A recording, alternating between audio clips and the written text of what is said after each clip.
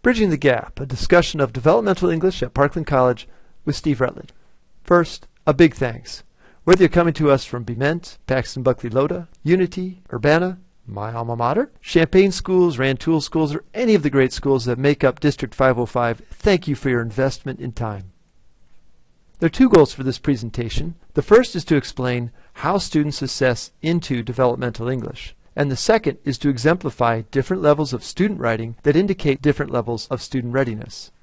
Hi, I'm Steve Rutledge, a former high school English teacher and one of the developmental writing instructors here at Parkland College. There are basically three levels of composition courses here at Parkland. The first is Developmental English 098, where we deal with sentence-level issues, paragraphing, leading to short essay writing. I always tell new Developmental 098 instructors, if your students can finish English 098 able to write readable 5-paragraph essays, then you've done your job. The next level is Developmental English 099. We also have a comprehensive grammar review in this level, but we begin with larger academic essays so that English 099 students are ready for our basic third level, which is English 101. And that's your regular college composition course, probably very much like what you took when you were in college. There are, of course, other composition courses here, but I'll leave that for another video. So, how does a student assess into developmental English in the first place? Well, from the student's perspective, it may feel like they've landed on the wrong square and taken the ladder all the way down. But actually, there are good reasons for a developmental English placement. If a student comes to Parkland with an English ACT score of less than 20, then we require them to take our in-house assessment exam called the Compass. If their Compass score is less than 90, with some exceptions, generally that means a developmental English placement. As you know, sometimes standardized testing doesn't tell the whole story. So, every student with a developmental placement on the first day of their developmental English class takes what we call the First Day Diagnostic, FDD, which is a 45-minute in-class essay. The First Day Diagnostic gives the student yet another chance to demonstrate their readiness for college-level writing. In a given semester, I will have 3 or 4 students who will do well enough on the First Day Diagnostic for me to bump them from English 098 to 99, or from 99 to 101, and I've even had students in an 098 placement bump themselves into 101 based on their First Day Diagnostic. The actual diagnostic prompt varies instructor to instructor, but to give you an idea what it's like, I'll show you an example. Here's my First Day Diagnostic writing prompt in rather unadorned fashion. It reads, everyone has something they believe in strongly. Some people believe Chevy's better than Ford. Some people believe the family farm's worth fighting for. Some people have sayings they believe to be true, like failure is never final. Some have strong social beliefs, like children need fathers to be active in their lives, or that we should never eat meat. What do you believe in strongly? In this essay, identify one belief that you hold to strongly, and then attempt to convince me through specific details and/or examples to accept your belief. Try to make this a multiple paragraph essay with an introduction, body, and conclusion. Again, though the actual prompts may vary, generally what we're trying to see is that students can write thesis-driven, evidence-supported papers using introduction, body, conclusion, and well-developed paragraphs. More about this in a second.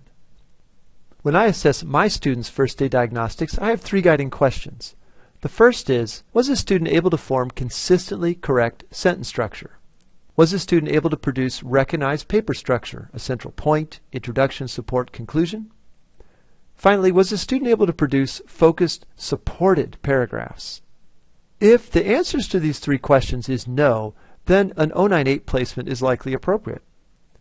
If yes, there's good sentence structure, there's good paper structure, and the paragraphs are well supported and detailed, then an 099 placement is likely appropriate. If the answers to these 3 questions is yes, and there's extra critical thinking present, then a 101 placement may likely be appropriate. To illustrate what I mean by level readiness, I'm going to give you 3 actual student First Day Diagnostics.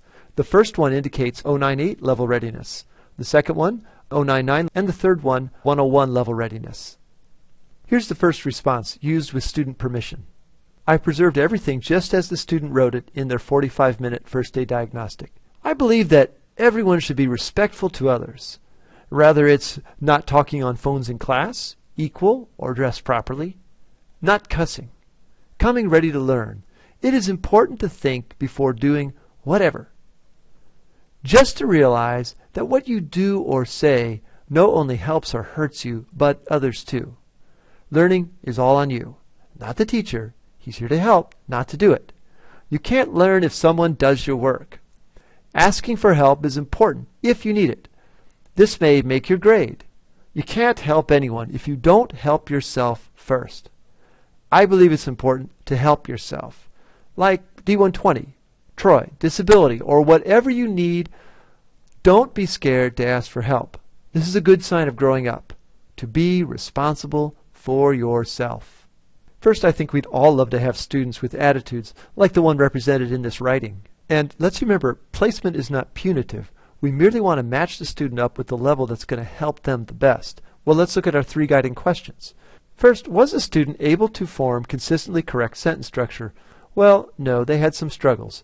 There's a fragment here, a run-on here, and several other run-ons and fragments in the lower parts of the paper. Is there recognizable paper structure? Central point, intro, support, conclusion? Well, no, this actually reads more like a collection of good advice, but not really one main idea that's fully developed with different examples. So I would be very concerned about throwing this student, say, into English 099, where she would be expected to write papers from the get-go. This is more of a collection of apothegms, good advice for students, rather than a fully developed paper with great examples and details. Well, listen to how we describe English 098. Extensive writing practice with emphasis on paragraph organization and development, leading to multiple paragraph essays and engagement with outside ideas and texts. Systematic review of grammar, mechanics, sentence structure. Does this sound like what this student needs? Yeah, I think so. Okay, here's response 2, an actual student response that indicated to me an English 099 readiness level. The writer begins with a nice title, There's Nothing to It But to Do It. Have you ever heard the saying, there's nothing to it but to do it? This is a phrase that I strongly believe in. It's a simple concept, much like the Nike slogan, just do it. However, it is much more than that. Stresses and peer pressure oftentimes step in the way of doing it. Fear and inexperience are also factors. Why is it such an important phrase? There's nothing to it but to do it. This phrase is one I live by. It drives me to do things that I have never attempted to have fears of. It is words of encouragement through the difficult times in life. When I was in the military, I had to face many obstacles, both mental and physical. Drill sergeants screaming at you to get up that rope. The constant pain from worn and tired muscles as they try so desperately to complete the task assigned to them. Just when I was about to give, this phrase came into my head. There's nothing to it but to do it. A sense of clarity and a second wind hits and pushes me forward. During high times of stress, this phrase can get you through. Schoolwork is piling up, your significant other is upset because you don't spend enough time with them, or perhaps your boss continues to belittle you and refuses to give you that promotion you deserve. You begin to wonder what the point is. How could I continue? Then that simple phrase comes to mind. There's nothing to it but to do it. You realize that all the stress of schoolwork would be at ease if you just do it. Then spending time with your significant other becomes easier. You can continue to work at your job with a sense of ease because you know you just got to do it. Perhaps your boss notices your attitude has changed, and now you're up for that promotion you've so patiently been waiting for. All because of this simple phrase. Trying something for the first time is easily one of the hardest things to do. Peer pressure, trying to force you to do something you don't want to do, telling you that if you back out, you're a punk. How could you tell them that you don't want to do it? There's nothing to it but to do it. You use it to clear your mind, calm your nerves. It gives you confidence that you can do this. You can try to do this for the first time, and it's okay if you're not great because you did it. You can tell your friends that you don't want to do it. It gives you the strength to do what you must.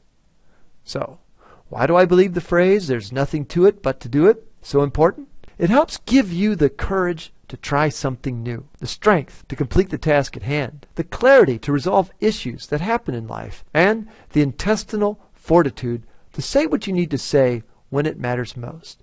There's nothing to it but to do it. Okay, there's a lot in this essay that's commendable, isn't there? And indeed, when I first read it as the instructor, I thought perhaps this might be a 101 level placement. But as I looked at the essay more closely, an 099 placement became more apparent. First, this student does have some difficulties with sentence level issues. There's a run-on here, a rather complicated sentence down here, a sentence fragment here, another sentence fragment a little further down here. So there is some indication this student might benefit from reviewing sentence issues. I also have some concerns about this student's sense of paragraphing. If you look at paragraph number 3, the student begins, "Trying something for the first time is easily one of the hardest things to do." Now, that's a nice topic sentence and certainly relates to his overall point. But notice his next move in this paragraph. Peer pressure, trying to force you to do something you don't want to do. And then what follows is a paragraph that sort of ping-pongs between those 2 points. Really, you have a paragraph with split purposes here. Certainly, though, there's a good sense of overall paper structure. Clearly, there's an attempt to introduce the paper with a nice main idea. There are discernible paragraphs, and a good attempt here at bringing the paper together, and a nice tie back here with the last sentence. So, good paper structure. However, if you hearken back to our 3 guiding questions, you will note to get a 101 placement, you have to have more than just good paper structure. There has to be an extra sense of critical thinking to really make 101 appropriate. Although the student has a nice clear point in this essay, what's missing is a sense of interrogation. Is it always true that there's nothing to it but to do it? Aren't there times in life where it's actually better to cut bait and run, as they say? Well, sure. So I would like some evidence that the student's able to interrogate his own ideas and to offer some alternative perspectives or complications to his own point of view. While we don't allow students to use any outside materials, it would also be nice, though, for the student to perhaps make a self-to-text connection. I really enjoy his personal stories, like the story of the sergeant screaming at you to get up that rope. But are there other types of evidence that he already knows about that he could bring to bear in this essay? We'll see some of these extra elements of critical thinking in the third response example.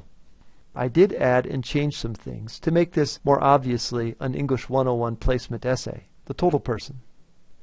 You always hear how important healthy eating is for your mental and physical health, but not everybody listens or agrees with that statement. I agree with this statement because I've seen poor eating habits hurt members of my family, and, additionally, how good eating has helped others whom I know. I want to live as a total person, and I believe eating well is an important part of that. The younger you start eating well, the better, because the older you get, the more health issues you're more likely to have. Studies show how people who eat well are less likely to have heart issues, low blood sugar, bad cholesterol, etc. Growing up, I've seen how my dad's side of the family always makes homemade food with extra fats, such as butter, and other shaky ingredients, such as sugar or gluten. They never really considered how big the consequences of how eating so unhealthy would affect them.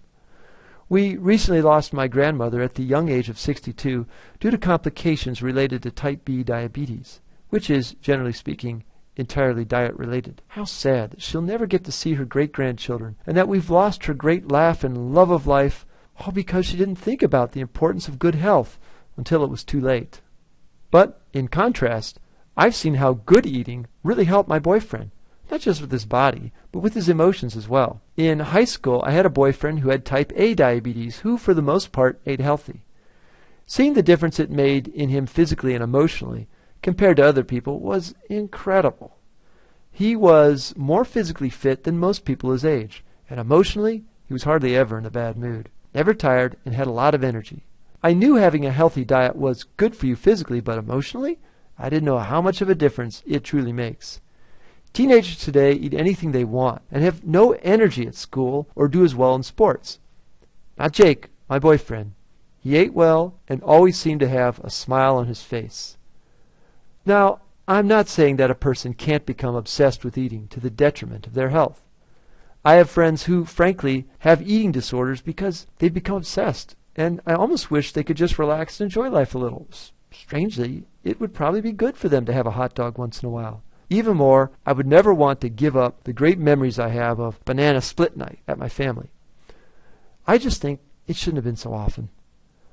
I once heard a speaker say at a YMCA camp where I worked that people are 3-part beings, body, soul, and spirit, and that these 3 parts form a triangle. Take one part away and the triangle breaks down. So, for me, eating healthy forms one side of the triangle that makes up the total person. So, not a perfect essay, and I want to emphasize, we're not looking for a perfect essay in a 45-minute English diagnostic. And there are some little issues that I expect their English 101 teacher will help them catch and iron out.